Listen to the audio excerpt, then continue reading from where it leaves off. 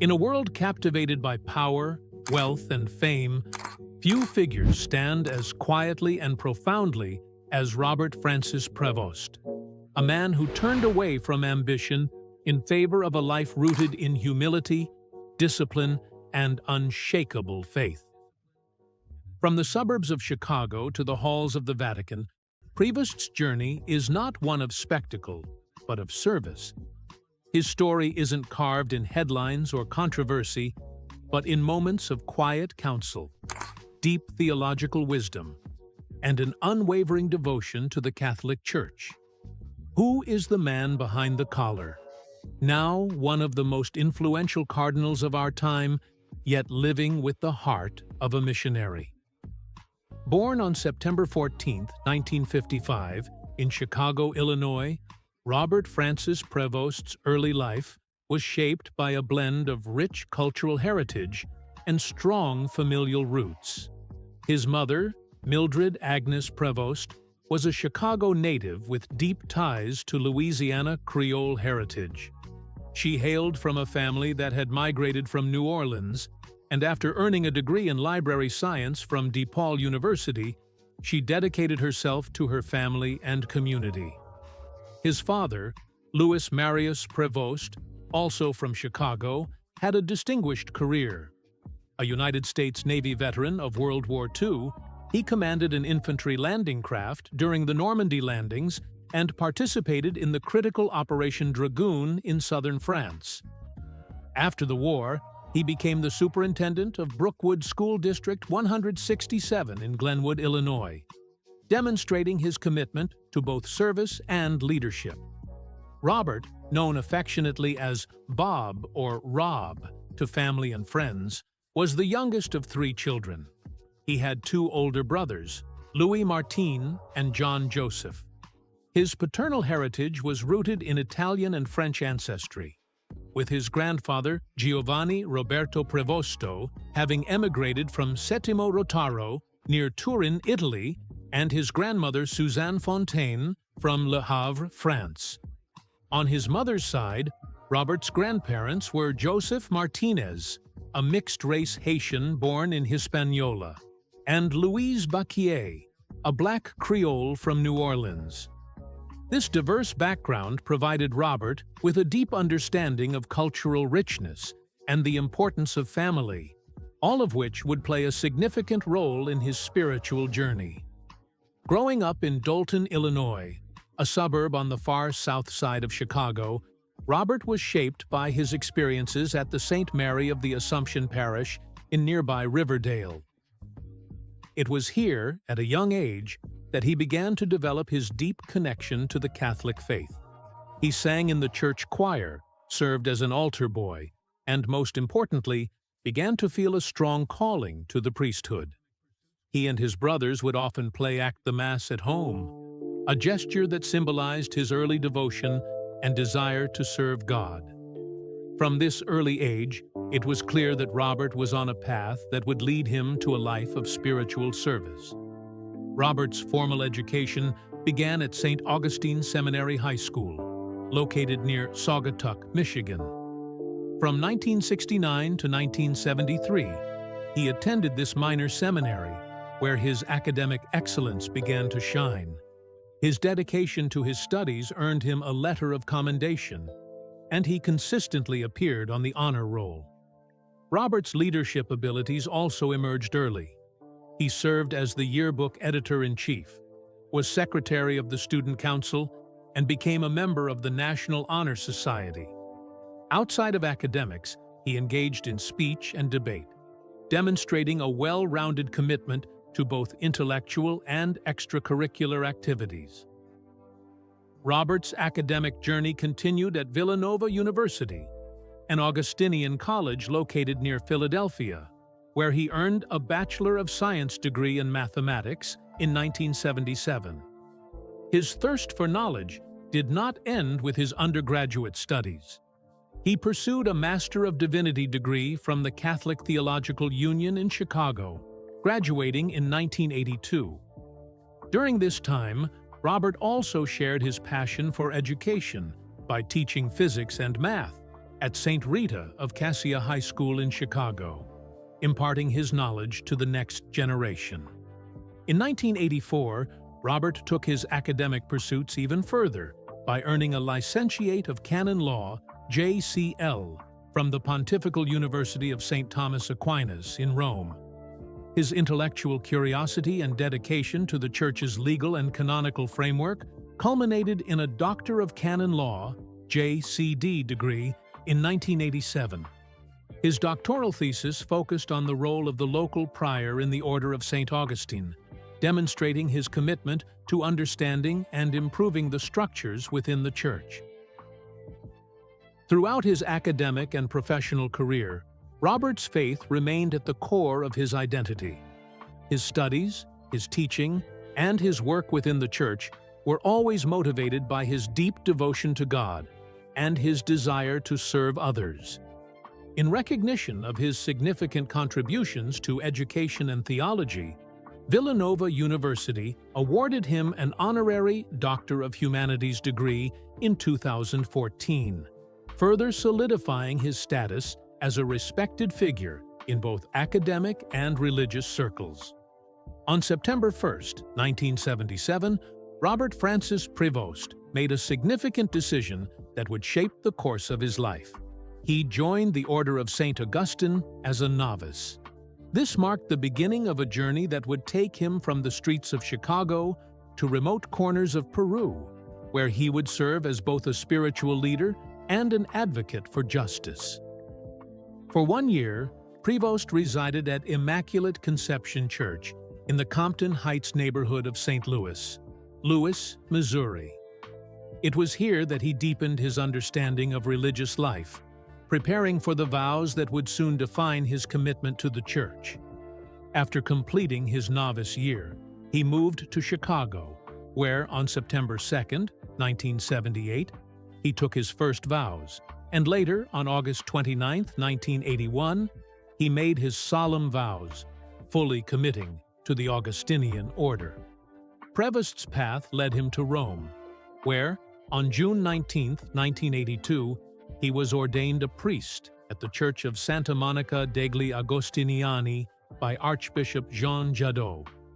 This ordination was a momentous occasion, not just in his life but for the wider Augustinian community, as it marked the beginning of a priesthood dedicated to service and justice. Missionary work in Peru, a calling to serve the marginalized. In 1985, Prevost answered a call to serve in Peru, joining the Augustinian mission in the country. For a year, he served as the Chancellor of the Territorial Prelature of Chulucanas, a position that required him to navigate the complexities of the Church's mission in a politically unstable and economically challenged region.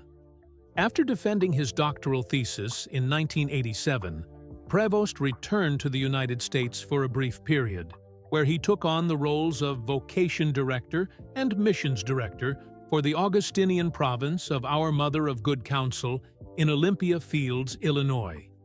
He also worked with the faculty of the Augustinian Novitiate in Oconomowoc, Wisconsin. However, his commitment to missionary work soon called him back to Peru in 1988, where he would remain for over a decade. In Trujillo, Prevost headed the Augustinian Seminary, where he was not only a teacher of canon law but also took on various leadership roles within the diocesan seminary. As prefect of studies and a judge in the regional ecclesiastical court, he helped shape the religious education of many future clergy. Beyond his academic and administrative duties, Prevost was also heavily involved in parish ministry, serving the city's marginalized populations, especially those living on the outskirts of town. One of his key achievements in Peru was his success in recruiting Peruvians for the priesthood and leadership positions within the Augustinian order. Prevost's efforts to nurture local vocations were vital to the sustainability of the order's presence in the region. He also advocated for Venezuelan refugees fleeing to Peru, despite the widespread discrimination they faced. Prevost's time in Peru was marked not only by his religious and academic work, but also by his deep involvement in the social and political issues of the time. As the country faced intense political violence during the Fujimori era, Prevost was an outspoken critic of President Alberto Fujimori's government. He focused particularly on the human rights violations committed by the Peruvian army and paramilitary groups, such as the Colina Group, during the period of terrorism in the 1990s. In 2017, Prevost continued to speak out on the injustices of the past, criticizing President Pedro Pablo Kuczynski's decision to pardon Fujimori, a move that many viewed as a betrayal of the victims of human rights abuses. Prevost called on Fujimori to take personal responsibility for the harm done and to offer an apology for the atrocities committed under his leadership. Prevost's advocacy for human rights extended beyond political figures. He also stood firm against the violence wrought by the Shining Path, a Maoist guerrilla group that terrorized the rural regions of Peru. In his work with the poor and marginalized in areas like the Norte Chico region, Prevost took personal risks, traveling by horse along difficult, sometimes dangerous roads, to reach communities in desperate need of assistance. His commitment to these communities was unwavering, even in the face of violent threats. Prevost's missionary work, both in Peru and beyond, was driven by a deep commitment to social justice. His advocacy for human rights, his defense of vulnerable populations, and his criticism of political corruption and violence made him a trusted voice for those who had long been forgotten by society. His dedication to service, both spiritual and social, set him apart as a leader who not only preached the gospel, but lived it, making a real difference in the lives of those he served. Robert Francis Prevost's rise within the Catholic Church has been nothing short of remarkable. Known for his deep faith, commitment to justice, and strong leadership, Prevost has ascended through the ranks of the Church, earning global recognition and a series of pivotal appointments. His journey from a young novice in the Order of St. Augustine to the papacy is a story of devotion, service, and enduring influence within the Catholic Church. In 1998, Prevost's leadership skills were recognized when he was elected Prior Provincial of the Augustinian Order's province of Our Mother of Good Counsel, based in Chicago. He took office on March 8, 1999, and quickly began to navigate the complexities of leading a religious community at a time of shifting challenges in the Church. His tenure was marked by both successes and difficult decisions, such as his approval in 2000 for James Ray, an Augustinian priest who had been suspended from ministry due to credible allegations of sexual abuse. This decision would later draw criticism due to the proximity of Ray's residence to a grammar school, and in 2002, Ray was moved following the implementation of stricter church policies. Despite the controversies, Prevost's leadership within the order was widely seen as effective. His appointment as Prior General of the Order of St. Augustine in 2001, where he served 2 consecutive 6-year terms, further solidified his reputation as a capable administrator. During this time, Prevost played a critical role in shaping the global Augustinian community, guiding its members through a period of transformation and ensuring that the core values of the order remained central to its mission. Prevost's service to the Church took him far beyond the administrative duties in Chicago. In 1985, he joined the Augustinian mission in Peru, where he devoted much of his life to education, parish ministry, and advocating for the marginalized. He served in various roles, including as Chancellor of the Territorial Prelature of Chulucanas, and later as Rector of the Augustinian Seminary in Trujillo. In his position as a priest and educator, Prevost helped nurture new vocations and ensured that the Church remained connected to the local community, even in the most remote areas. Prevost's time in Peru was not without its challenges. The country was embroiled in political violence and social inequality, and Prevost became a vocal critic of President Alberto Fujimori's government, particularly during the period of terrorism in the 1990s. He also became a defender of the victims of violence, including those who had suffered at the hands of the Shining Path guerrilla group. Prevost's commitment to human rights extended beyond rhetoric, as he personally traveled to hard-to-reach areas, often at great personal risk, to offer support and comfort to those affected by violence. His advocacy for the victims of sexual abuse by priests, both in Peru and beyond, has been a defining characteristic of his career. While in Chiclayo, he confronted the issue head-on, encouraging victims to report abuse and ensuring that investigations were launched into allegations of wrongdoing. Though controversies surrounding his handling of some cases emerged, Prevost consistently expressed his support for abuse survivors and worked towards greater accountability within the Church. Prevost's leadership within the Church continued to expand as he took on more influential roles. In 2014, Pope Francis appointed him as Apostolic Administrator of the Diocese of Chiclayo, and by 2015, Prevost was named Bishop of the diocese. His appointment marked a new chapter in his ecclesiastical career, one that saw him further solidify his reputation as a committed and compassionate leader.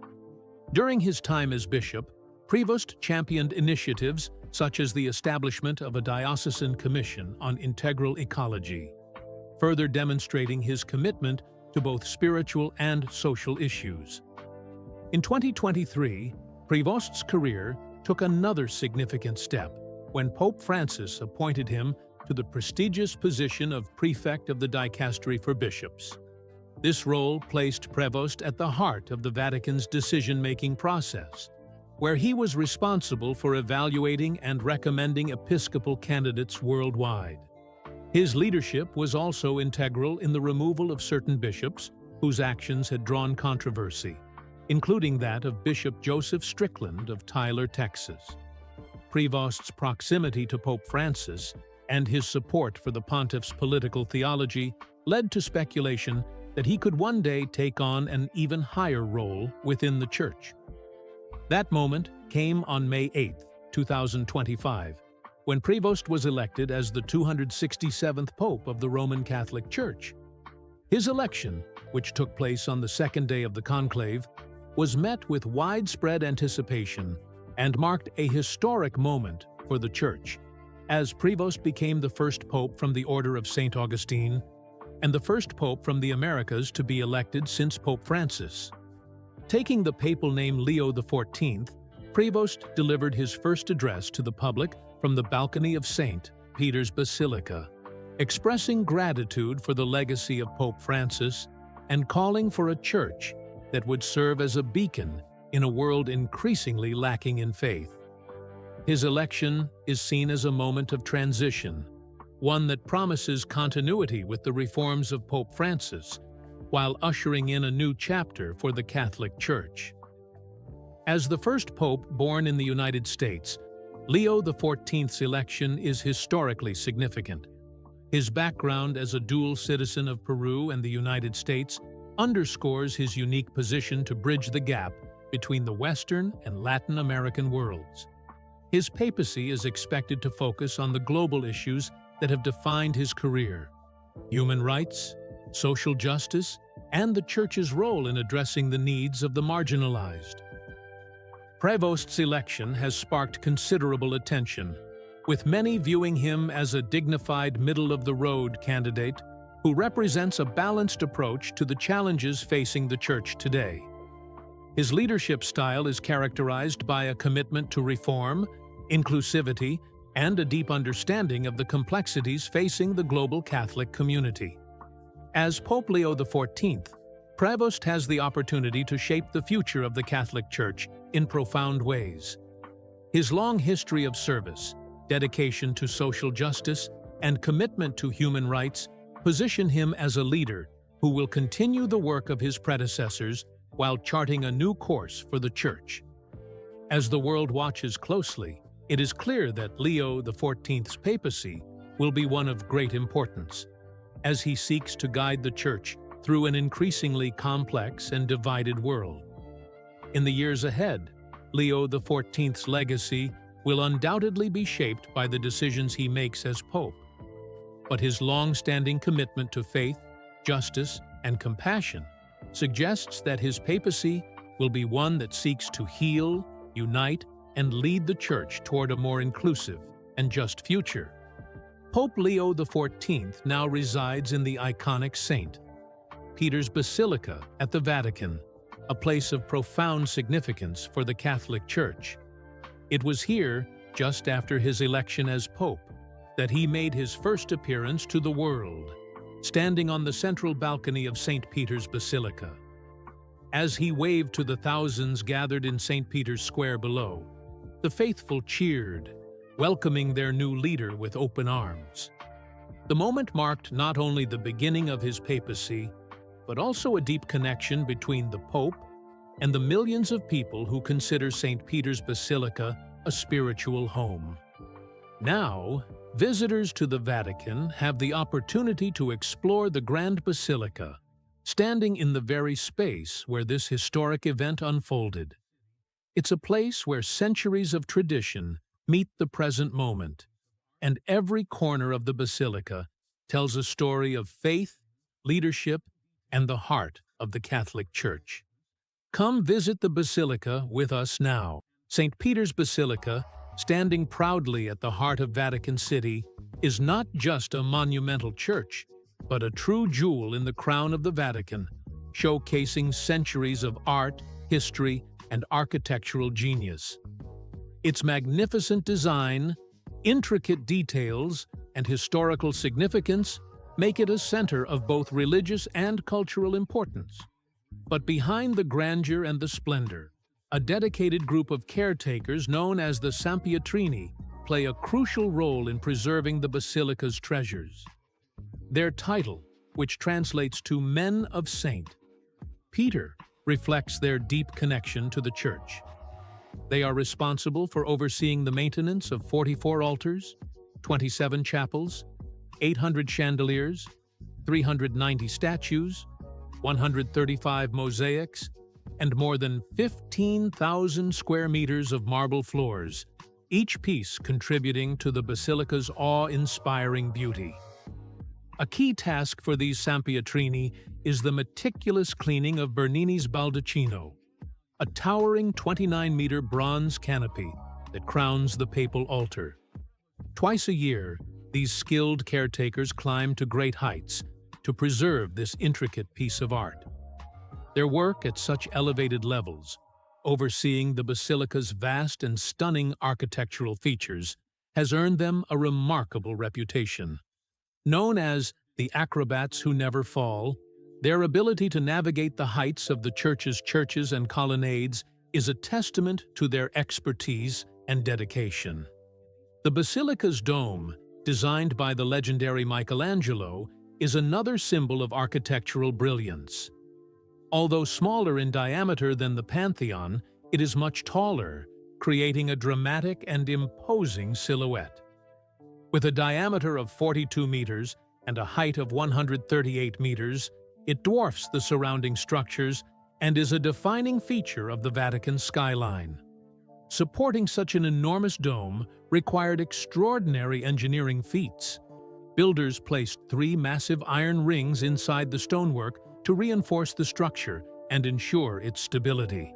Despite the challenges, including cracks that appeared around the base of the dome by the 16th century, these early solutions were reinforced with additional rings, securing the dome for future generations. The basilica's construction, which was completed in 1880, has endured numerous tests of time and circumstance. Its resilience is a tribute to the ingenuity and skill of its creators, and the continued efforts of those who maintain it. As one of the largest churches in the world, St. Peter's Basilica remains an iconic symbol of the Catholic faith and an enduring marvel of human craftsmanship. Pope Leo XIV, known for his humble yet dynamic background, is a man of many talents and interests beyond his religious duties. Fluent in 5 languages, Including his native English, Spanish, Italian, French, and Portuguese, Leo's linguistic ability extends far beyond mere communication. He is also proficient in reading Latin, a skill that is vital for his role in the Catholic Church. His time spent in Peru further expanded his linguistic repertoire as he learned Quechuan, the indigenous language spoken by millions in South America, a testament to his deep commitment to understanding and connecting with the people he served. Despite the demanding nature of his religious and papal responsibilities, Leo has maintained a range of personal hobbies and interests. He describes himself as quite the amateur tennis player, enjoying the sport as a form of recreation and a way to stay active. Sports, in general, have always been a significant part of his life. A lifelong fan of the Chicago White Sox, Leo's devotion to the team is unwavering. He made a memorable appearance at the 2005 World Series, attending Game 1 at U.S. Cellular Field, now known as Rate Field, to support his favorite baseball team during their historic championship run. Leo's connection to his alma mater, Villanova University, also runs deep. He is an avid supporter of the university's athletics, especially the Villanova Wildcats men's basketball team, following their games and victories with great enthusiasm. This loyalty to his school's sports teams reflects his broader appreciation for competition and teamwork, qualities that also serve him well in his ecclesiastical duties. In addition to these athletic passions, Leo enjoys more laid-back activities that keep him engaged with his family and friends. He regularly plays Wordle and Words with friends with his brothers, showcasing his love for word games and mental challenges. This family connection remains important to him, even as he fulfills his high-profile role as Pope. As a teenager, Leo had a penchant for driving recreationally, enjoying the freedom and independence that came with being behind the wheel.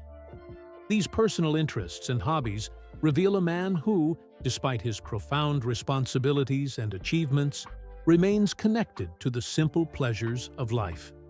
Thank you so much for watching our video. We truly appreciate your time and interest in learning more about this remarkable man and his incredible journey. If you enjoyed the video and want to see more content like this, don't forget to hit that subscribe button and turn on the notification bell so you never miss an update. Your support means the world to us, and we can't wait to share more stories with you. Thanks again, and see you in the next video.